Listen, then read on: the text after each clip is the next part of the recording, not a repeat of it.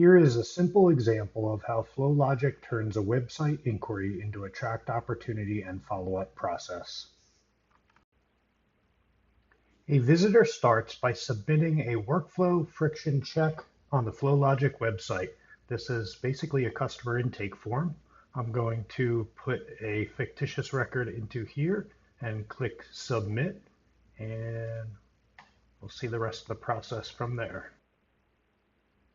After the form submission, I receive a notification that the form was submitted with the information that was submitted in the form. It also created information in lists in SharePoint, which are linked here in the notification. Let's look at that next. Now, we did receive an email notification, but that's not the main event here. The main event, the email notification really is just to let us know that this occurred. And the main event is actually the logging of the records in SharePoint. So as you can see here, the workflow creates or updates the company record so the business information is stored consistently and can be reused later. And here we have it. And if we go to contacts, we'll see the contact for Alex Morgan, which is associated with the correct company without re-entering the same information, right? And we're also now tracking an opportunity. The opportunity is for follow-up and reminders for Gulf Coast Property Services. Primary contact is Alex Morgan. And the record also lists the information that was submitted in the form, the outcomes that the customer is looking for, the problem that the customer is seeing, and a bunch of status information here that we'll use in the future to track the progress on the follow-up for this opportunity.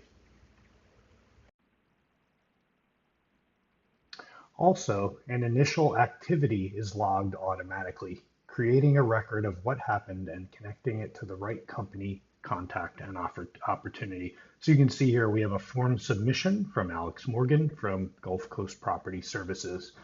And this is going to track the status of this activity as well. So we can see the next step is to review the submission, and the next step has a due date, and that is tomorrow. We also track a field, whether that step is completed or not. You can see that it's unchecked, so it has not yet been completed. Now, in addition to tracking the follow-ups in the activities list here, we actually have a roll-up workflow that runs. Every time an activity is added or modified, there's a roll-up that occurs into the opportunity that the activity is associated with. So if we go over to the Opportunities tab here and take a look at the data, we have the opportunity for the entry I just created. And if you look, it matches the next action due date from the activity, which is tomorrow. Now, if I go over to the activity and I edit that activity,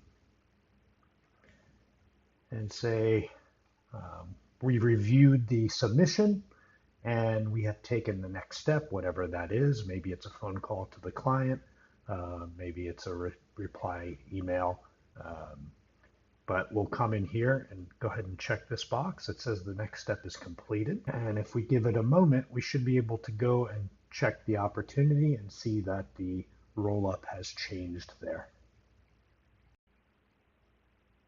So let's go check result of the workflow.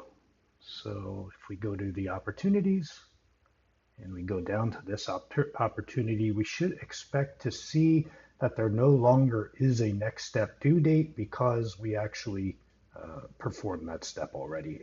And here we see the next action due date field is actually empty. So there is no next action, and that roll up did occur. So as you can see, this gives the business a clear path, a responsible next step, and visibility into whether the inquiry is moving or getting stuck. This is a small internal example, but the same pattern can support onboarding, approvals, document collection, billing, scheduling, handoffs, and other operational workflows. So in summary, the goal is not automation for its own sake. It's making sure work has a clear path and does not disappear between systems or people.